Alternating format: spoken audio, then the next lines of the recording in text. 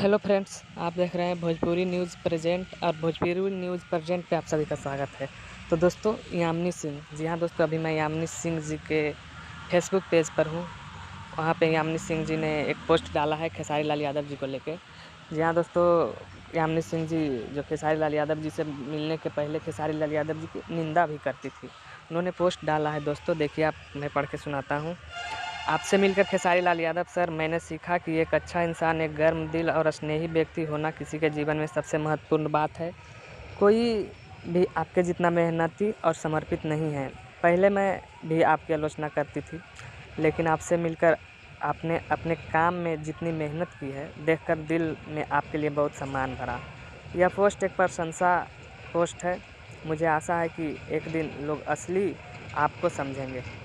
आप सब कुछ सबसे अच्छे के लायक हैं।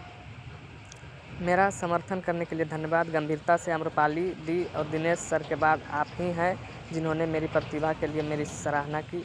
हमेशा के लिए मेरे गुरु और प्रेरणा बने। जी हाँ दोस्तों, आपने देखा कि यामिनी सिंह जो खेसारी लाल यादव जी को अब अपना गुरु मानने लगी है, अपना आदर्श मानने लगे हैं। तो दोस्तों, अब इस पे आपका क्या राय है, कमेंट करके ज़रूर बताएं। बाकी वीडियो अच्छी लगी तो वीडियो को आगे भी शेयर करें। तब तक के लिए बाय, मिलते हैं नेक्स्ट वीडियो में।